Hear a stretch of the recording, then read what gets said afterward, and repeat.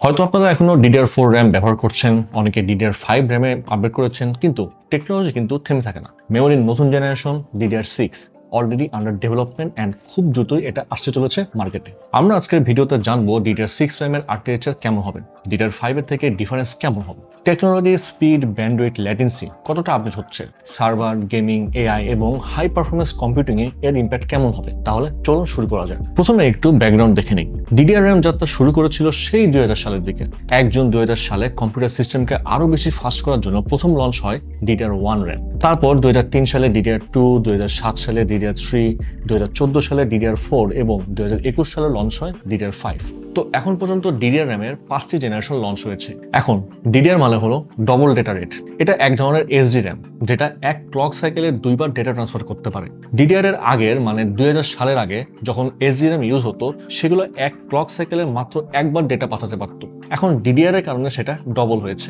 একই ফ্রিকোয়েন্সিতে SD র্যামের চেয়ে ডবল স্পিড পাওয়া যাচ্ছে, তাই র্যাম স্পিডে হিউজ একটা ইম্প্যাক্ট পড়ছে।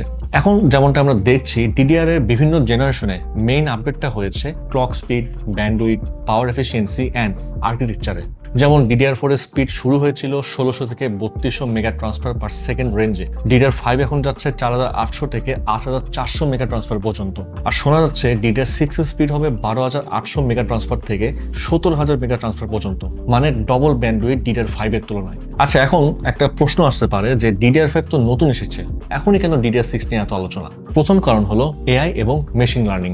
Neural network, GPU accelerated computing এগুলো মেমোরির উপর ভয়ঙ্কর চাপ ফেলছে। DDR5 যত ফাস্টই হোক, ফিউচার প্রুফ এআই সলিউশনের জন্য এর থেকেও ফাস্টার মেমোরি কিন্তু দরকার আছে।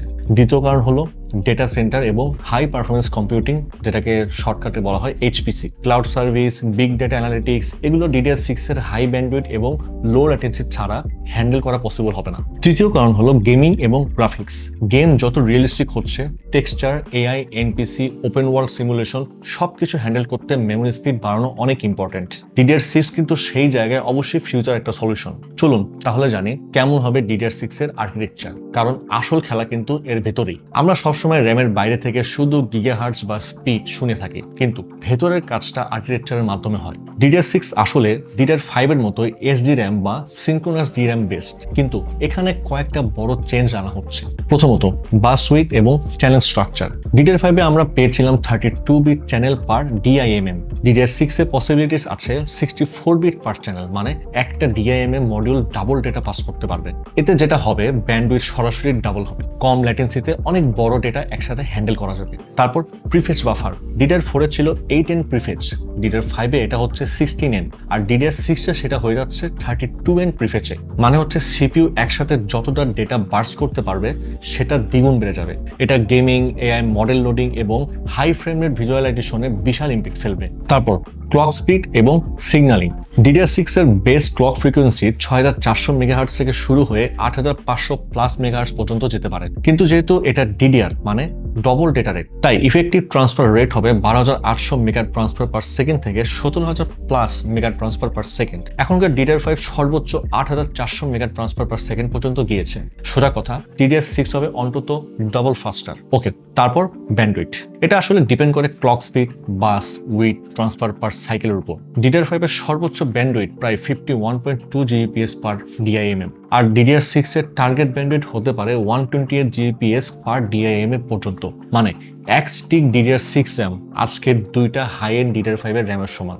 এরপর ভোল্টেজ এবং পাওয়ার এফিসিয়েন্সি। DDR4 এ ভোল্টেজ ছিল 1.2 ভোল্ট, আর DDR5 এর নামানো হয়েছে 1.1 ভোল্টে। DDR6 নামিয়ে আনবে 1.0 ভোল্ট বা তারও কম। এর ফলে যেটা হবে, পাওয়ার কনজাম্পশন কমবে, সার্ভার ফার্ম এবং ল্যাপটপে হিট জেনারেশন কম হবে, বড় এআই ওয়ার্কলোড চালানোর সময় সার্ভারের পাওয়ার বিলও অনেক কমে যাবে। তারপর ECC মানে এরর কারেকশনে কিন্তু অনেক আপডেট আসছে। DDR5 এর মতো DDR6 এও অন দাই ECC থাকবে, কিন্তু নতুন জেনারেশনে এরর কারেকশন আরো বেশি পাওয়ারফুল হবে।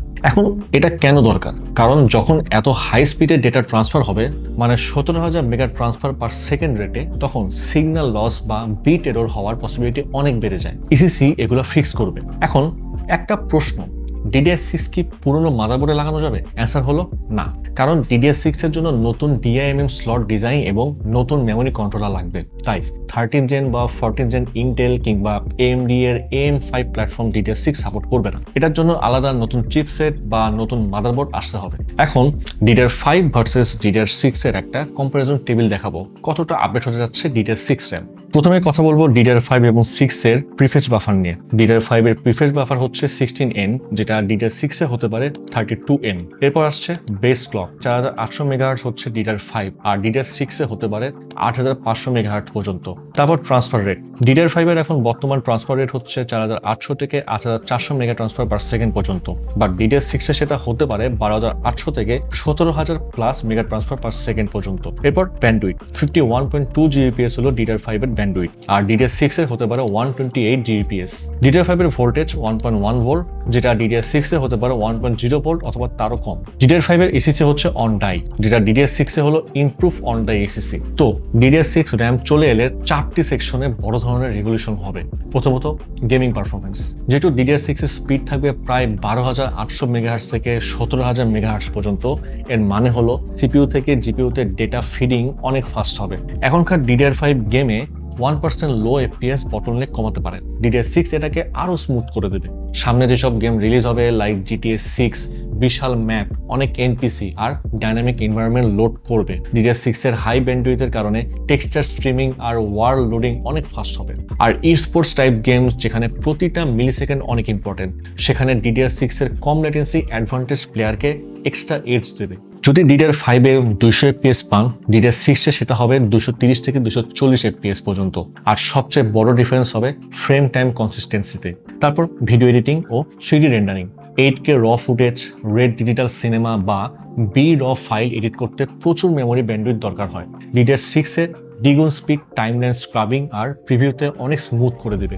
অনেকগুলো লেয়ার, হেভি ইফেক্টস, পার্টিকেল সিমুলেশনস, এগুলোতে হেভি র্যাম দরকার হয়। DDR6 এর GPU আর CPU এর মধ্যে ডেটা ফ্লো এত দ্রুত হবে যে রেন্ডার টাইম 15 থেকে 20% পর্যন্ত কমে যেতে পারে। ভিডিও এডিটররা এখন ক্লাউড ভিত্তিক ওয়ার্কফ্লো ব্যবহার করেন। DDR6 এর লো ল্যাটেন্সি ডেটা হ্যান্ডেলিং এর কারণে প্রক্সি ছাড়াই 8K টাইমলাইন এডিট করা পসিবল হতে পারে। ওকে, এরপর আসছে AI এবং machine learning. AI model training এ GPU VRAM plus system RAM দুটি দরকার হয়। বড় ল্যাঙ্গুয়েজ মডেল LLM বা image rendering stable diffusion run করার সময় RAM বটলনেক হয়। DDR6 এটা ফিক্স করবে। AI চ্যাটবটস বা voice recognition systems real time ইনফারেন্সের সময় DDR6 ল্যাটেন্সি অ্যাডভান্টেজ ব্যবহার করবে। ল্যাপটপ বা মিনি পিসিতে যখন লোকাল AI মডেল রান করা হবে, DDR6 এর ফাস্ট থ্রুপুটের কারণে ক্লাউড ডিপেন্ডেন্সি কমবে। Lastly server and data centre workload, সব সার্ভার HBM ব্যবহার করে না। DDR6 হাই ব্যান্ডউইথ RAM হিসেবে মিড টায়ার সার্ভারের জন্য গেম চেঞ্জার হতে পারে। MySQL, Oracle, MongoDB বিশাল ডেটা কোয়েরির RAM এ ক্যাশ হয়। DDR6 এর ডাবল ব্যান্ডউইথ কোয়েরি রেসপন্স টাইমকে ইমপ্রেসিভলি কমিয়ে দেবে। এক সার্ভারে যখন একসাথে শত শত VM রান হয়, তখন RAM সবচেয়ে বড় বটলনেক হয়ে দাঁড়ায়। DDR6 ভার্চুয়ালাইজেশনের এফিসিয়েন্সি বাড়াবে। OpenAI, Google, Nvidia এর মতো কোম্পানিগুলো AI সার্ভার ক্লাস্টারে DDR6 ব্যবহার করে পার রেক পারফরমেন্স বাড়াতে পারবে। তো বোঝাই যাচ্ছে DDR6 যখন আসবে, কম্পিউটার সিস্টেমে কেমন রেভলিউশন ঘটবে। এখন জনগণের সবচেয়ে বড় প্রশ্ন, কবে আসবে DDR6? Samsung, micron, SK Hynix যারা DRAM প্রডিউস করে, তারা অলরেডি DDR6 এর প্রোটোটাইপ বানিয়েছে। এখন সিগন্যাল ইন্টিগ্রিটি, টাইমিং, ভোল্টেজ নিয়ে জোরে সোরে R&D চলছে। DDR6 এর জন্য প্ল্যাটফর্ম লেভেল টেস্টিং ও ভেরিফিকেশন 2026 সালে শুরু হবে, যার মাধ্যমে DDR6 RAM বাণিজ্যিকভাবে ব্যবহার শুরু হয়ে যাবে।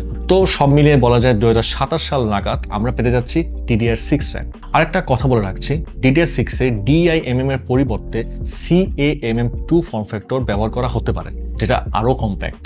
আর এই কথা দিয়ে আজকে ভিডিও শেষ করছি। আশা করি আপনাদের ভিডিওটা ভালো লেগেছে। যদি ভিডিও ভালো লাগে অবশ্যই শেয়ার করতে ভুলবেন না, আর যে কোনো কোয়েশ্চেন থাকলে অবশ্যই কমেন্ট করবেন। আজ তাহলে যাচ্ছি, দেখা হবে পরে কোনো ভিডিওতে নতুন কোনো টপিক নিয়ে। সে পর্যন্ত ভালো থাকুন, সুস্থ থাকুন।